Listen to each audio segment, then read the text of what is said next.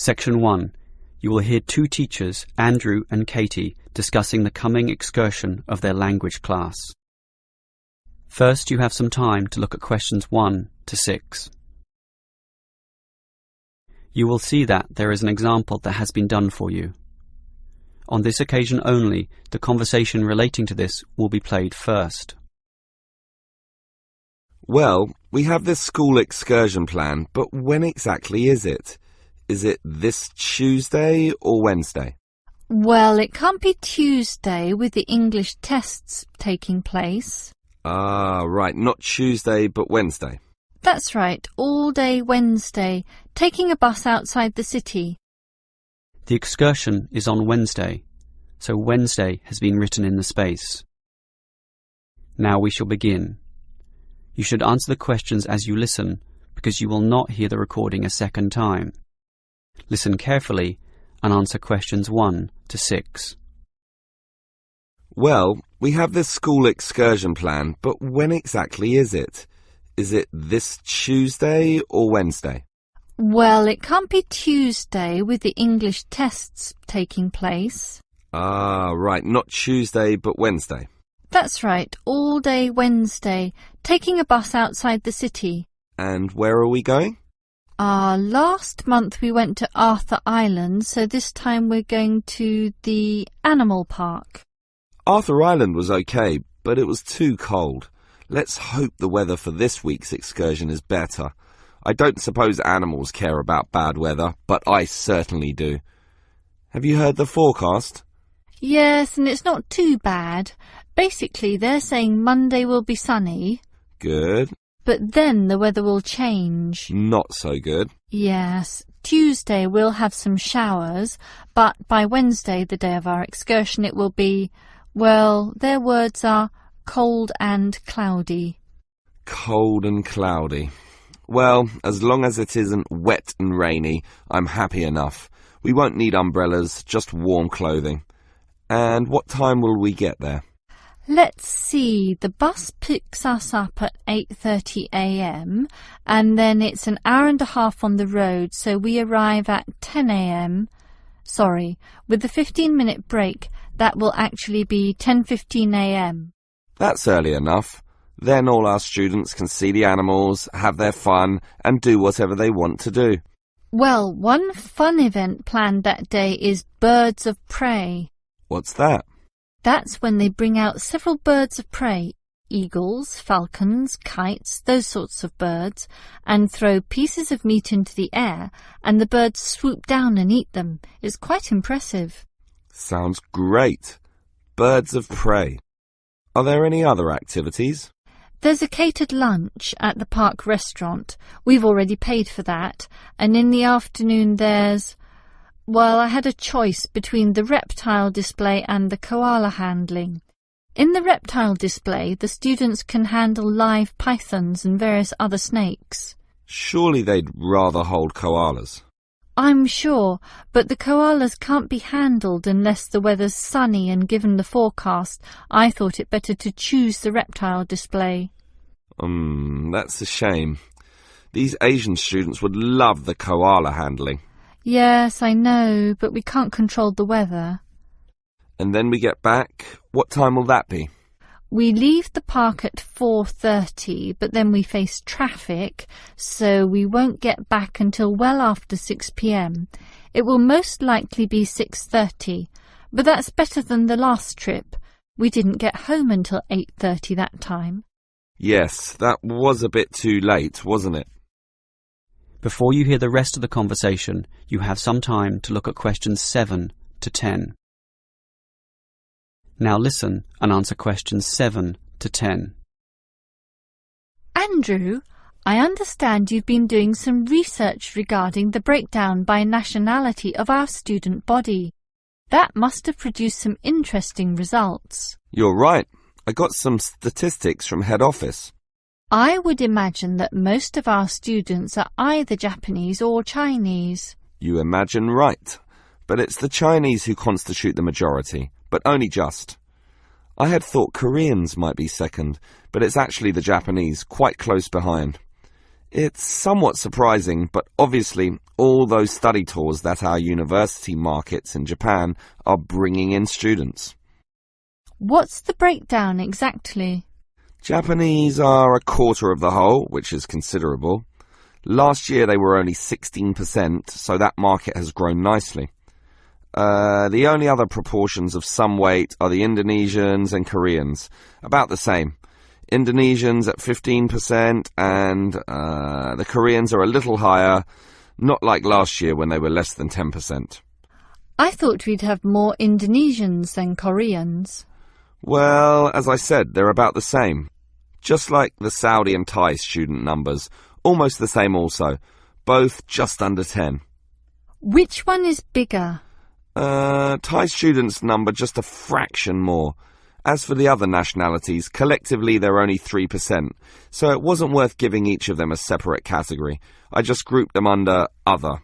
That's Vietnamese, South American, a couple of Russians, and so on. That is the end of section 1. You now have half a minute to check your answers. Now turn to section 2. Section 2. You will hear a representative from Easy Travel Travel Agency explaining to some customers the benefits of her company. First, you have some time to look at questions 11 to 15. Now listen carefully and answer questions 11 to 15. Hello everyone. Now you're here because you're interested in travel, right? And you're in the right place. For Easy Travel we have the best deals for the best locations. We specialise in eco-travel, or holidays designed to get you amongst nature, ignoring the hustle and bustle of big cities. So whether you want to hike in Nepal, as many people do, or follow some jungle paths in the rainforests of Queensland, we can give you the best deal. If you look at our office here, you'll see our overseas consultants. That's for trips overseas, obviously, to Europe, to North America, but primarily for the Asian market, which is generally more popular in this part of the world. Most people like that touch of the Orient, right? But they also like the domestic market, since this country offers its fair share of beautiful natural vistas. What about the deserts, anyone? What about some striking red rock gorges? Then talk to our domestic consultants, who can arrange anything you want. But they deal with the accounts in the morning, so you'll need to talk to them in the afternoon. And remember, our office doesn't open at night, sorry to say. Now, around the outskirts and outer regions of this city, there are many beautiful places that you might not be aware of, and the advantages of these regional locations are many. Mostly by being closer, some of them can be done in a day tour. Yes, it's fast and convenient with none of those long-haul bus trips which often leave you cramped and uncomfortable and stuffing heavy suitcases into luggage racks. But I should tell you about our buses, those that are needed for the somewhat more distant holiday destinations. They definitely do not suffer from those problems I just mentioned. We use the services of the famous Sleek Line Company, whose buses are known as the very best. Yes, they are big, yes, they are comfortable, but what makes them especially different is the personal attendant who accompanies the driver, ready and willing to serve you and ensure that your trip is the very best. So whether it's overseas or local, we can certainly give you what you want. Now, do you have any questions? Before you hear the rest of the talk, you have some time to look at questions 16 to 20. Now listen and answer questions 16 to 20. Right, let me orient you to our main Easy Travel office here. On this table right beside us are travel magazines for you to browse through, and on the wall next to that are many more for all parts of the world. Our 4 travel consultants sit over there on the other side of that long counter. That's right, 4 of them, side by side, all serving various regions. Now, let me tell you their specific functions. Firstly, The consultant on the left, next to the plant, is the local tours consultant, serving tours in the immediate vicinity of this city. Next to her is what we call regional tours, targeting the statewide options. Next to her is the interstate tours, and that can involve either buses or planes. In the former case, utilising the Sleek Line bus service, as you know. And finally, next to her in the corner is general inquiries, which is self-explanatory. If you have questions of a general nature, rather than one relating to specific destinations, you can go there. Now, as I said, we can do international tours, and for that you need our big office, just through that door, the one between those two plants. However, if your international tour is in the Asian region, which is generally our most popular option, then we deal with that in a separate room, the one opposite international tours, but not the corner one. Just go through that door on the left, the one next to that cupboard. The door next to that is, in fact, our general office, so please don't go through there. That's reserved for staff members only. That is the end of section 2. You now have half a minute to check your answers. Now turn to section 3. Section 3. You will hear two students, Sam and Liz, discussing their university orientation program.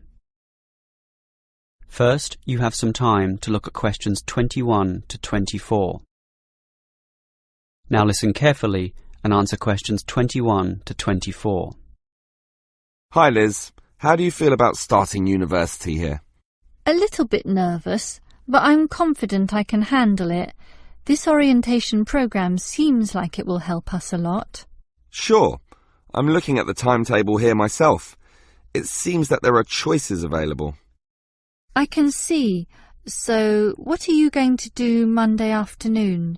In the morning we all have the opening lecture, but it looks like we have a choice later that day, as you said. Well, the careers lecture might be helpful, but I am interested in the uni tour. It's probably too early to be thinking of careers now anyway, and I want to know what's what at this new university, so I'm doing the tour. All right, I'll come along with you. Might learn something interesting. After all, we haven't seen much of this place yet, and we will be spending 4 years here. Tuesday is another full day too. In the afternoon there's a lecture about study skills, but that morning offers another choice. Library tour or student union induction? What do you think? I think the student union is very important, but we can go there any time, right? So we should take advantage of the library tour while it's being offered. Maybe the week after, you and I can go to the student union. Library it is then. Now, Wednesday has a free session in the morning, but after lunch there's a choice between visiting the computer lab or attending a lecture on our legal rights. Well, law and rights are important, but computers are the basis of everything these days, so I'm going to the computer lab. Don't you think knowing our legal rights is equally, if not more important? We live in a very litigious and complex society now. Sure, but it's something we can pick up later, so let's leave that one out. OK. Let me see the timetable. Thursday is a free day, and the week winds up with some celebrations on Friday afternoon. It looks like a fun choice too. There's either a barbecue on the main lawn or the dance. I never pass up the chance to eat something. What about you? If I can get a free meal, I'll take it any day, and I'm not good at dancing anyway. Well, that's that decided, right? Right. Before you hear the rest of the conversation, you have some time to look at questions 25 to 30. Now listen and answer questions 25 to 30. Guess what, Liz? There's another interesting thing in this orientation booklet, and it looks important, about a style guide. What's that? Take a look yourself. It seems to be a set of rules regarding how to present written work, essays and that sort of thing to the lecturers. They want a uniform style of presentation. I can see, so everything we hand in must have a header and a footer. A what? A header and a footer. The footer is at the bottom of the page and the header is at the very top. That's why they call it a header, you know, that little bit of writing giving details about the work. And they also want the word count. Why do they need that? I guess because the lecturers will specify the number of words they want for their assignment, and they want to be sure students follow this. And even the heading on the page has to be a specific dimension, 16 points and bold print and underlined. And subheadings are 14 points, and the font has to be Arial for everything. Yes, the main text is Arial too, as you said, and the size is 12 points, with the header and footer being slightly smaller at 10 points each. Well, it seems logical. The size of everything is in proportion to its importance. But why do they need the spacing of the main text to be 1.5?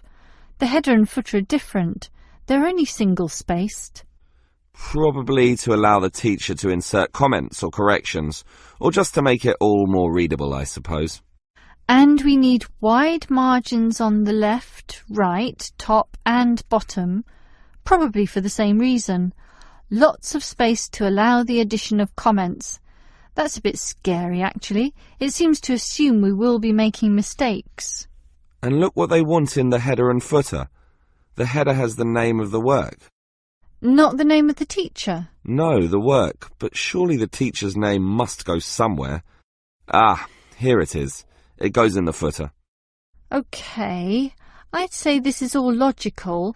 If a page is lost, say falls to the floor, then with all this information it can always be traced back to the teacher involved. Right. As you say, all very logical.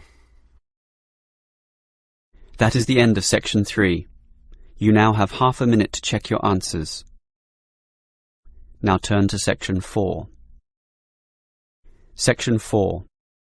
You will hear a lecturer discussing public parks. First, you have some time to look at questions 31 to 34. Now listen carefully and answer questions 31 to 34. Most of us are familiar with a local park. We spend time there, play there, and have some of our best memories in these places. But what is a park? Basically, it can be defined as a natural, or at least semi-natural, piece of land, planted with a variety of trees, bushes and flowers, protected and reserved for the enjoyment of all citizens. There are usually regulations about the sorts of behaviour that can take place within, and sometimes there are facilities such as children's playgrounds or fields for ball games and other sorts of activities. For this reason, if there is grass, it is kept short, and this also discourages the breeding of insect pests. A well-maintained park actually needs a lot of people to look after it, and more so if the park showcases special plants, flowers or trees, in which case it is called a botanic garden. In complete contrast, if the park is big and remote enough, it is sometimes designated as a wilderness park, to be left completely alone and untouched, protected from all development in order to allow wild species, both plant and animal, to live undisturbed. But it is the urban park, the sort of park that most people are familiar with, that I want to talk about now. These preserve natural landscapes for the pleasure of the urban population, most commonly just for passive recreation. In other words, allowing people just to observe the trees and lie in the grass, and such passive recreation is certainly needed. Before you hear the rest of the lecture, you have some time to look at questions 35 to 40. Now listen and answer questions 35 to 40.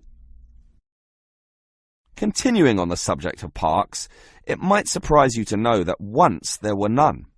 1,000 years ago, there was no need, since there were already extensive open spaces, forests and wilderness surrounding most cities and towns, for example in Europe. These dark, dank forests were large and even dangerous, full of wild animals and with the potentially fatal result of getting lost. Hence, fairy tales evolved about witches living in these areas and the wolves and bears which could threaten young children. However, with the rapidly increasing human population, the original wilderness and natural open spaces were intruded upon.